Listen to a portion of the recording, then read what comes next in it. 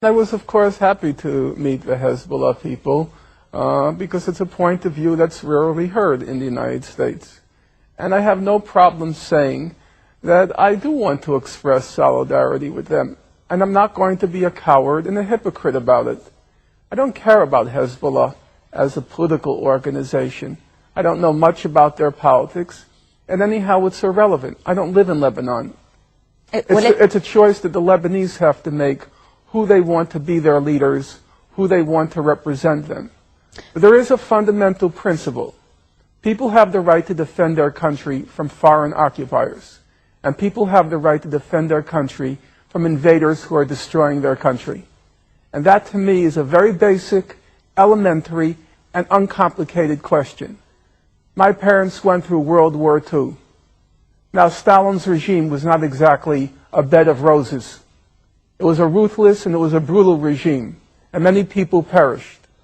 But who didn't support the Soviet Union when they defeated the Nazis? Who didn't support the Red Army? And all the countries of Europe which were occupied, who gets all the honors? The resistance. The communist resistance, it was brutal. It was ruthless. The communists were not, it wasn't a bed of roses. But you respect them. You respect them because they resisted the foreign occupiers of their country. And if I'm going to honor the communists during World War II, even though I probably would not have done very well under their regimes, if I'm going to honor them, I'm going to honor the Hezbollah. They show courage, they show discipline. I respect that. هذا التوصيف صحيح، ولكن قبل سنة 2000 بعد 2000 صار في انسحاب إسرائيلي من منطقة الجنوب، صار في انقسام بداخل لبنان بين الأطراف السياسية اللبنانية حول موضوع مستقبل السلاح وموضوع المقاومة. يعني هذا الانقسام الذي حصل، أنت هون عم تفوت طرف فيه، أنت عم تكون طرف. بالنهاية أنت عم تقول أنت عم تجي على لبنان زيارة، ولكن ما عم تشوف تداعيات اللي عم بيصير. بالنهاية تداعيات حرب تموز على الناس. Listen, if you want to close your eyes and believe it was all over in May 2000, you can do so. You can play that game. But the reality was, and everyone understood it, that the Israeli attitude was, we're going to knock out Hezbollah. And they began planning for a new war right after they were forced to leave in 2000. They found their excuse, their pretext, in July 2006. But there's no question among rational people that Israel was never going to let that victory go by, the Hezbollah victory go by. They were determined to teach كان يمكن تجنبه. يعني هون بيقدر الطرف الآخر يقول لك ممكن تجنبه وما توقع بالفخ. It could not have been avoided. There is no way that the United States and Israel are going to tolerate any resistance in the Arab world. You want to pretend it can be avoided, you can play that game. But serious people, clear-headed people, knew there was going to be a war sooner or later. You think there's not going to be another war? You think Israel is going to allow that defeat in July 2006? You want to pretend it's Hezbollah that's causing the trouble? No, there will be another war, and the destruction will probably be 10 times worse, maybe even more, than July 2006, because Israel is determined with the United States to put the Arabs in their place and to keep them in their place.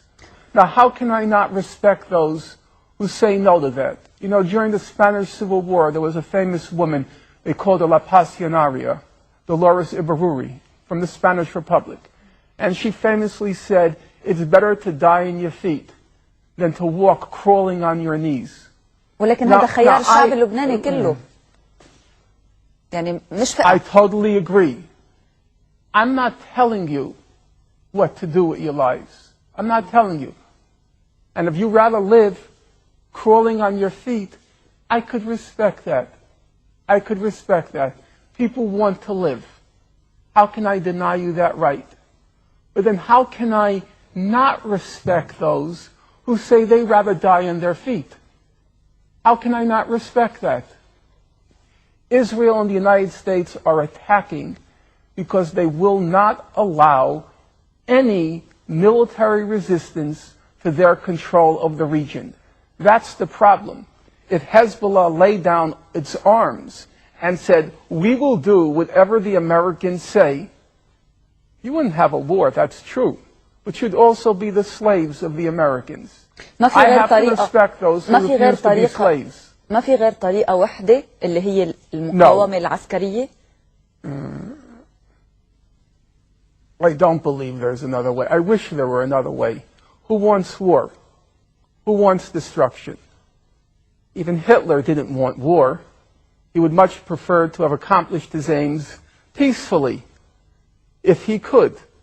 So I'm not saying I want it, but I honestly don't see another way unless you choose to be their slaves. And many people here have chosen that. I can't really say I can understand it. You want to live. I can't really say I respect it. You know, so many dead, so much destruction, before the bodies are even buried, before the buildings are even rebuilt, the person who's responsible for it all, you can't wait to welcome him. You can't wait to roll out the red carpet. I can't respect that. In that respect, I like the Jews much more. I like their attitude. You know what the Jewish attitude is? Never to forgive, never to forget. And I agree with that. Why roll out the red carpet less than 2 years after your whole country was destroyed by them?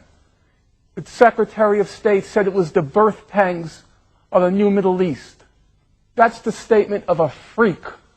A human freak would compare the birth of a child with the destruction of a country. And yet there are people here who are so anxious to welcome her. They're trying to figure out, what are the Americans thinking? They can't wait for their banquets. How can anyone respect that? I respect the Jews 1,000 times more. Never to forgive, never to forget. All the death and all the destruction. And you can't wait to welcome him. Norman. It's disgusting.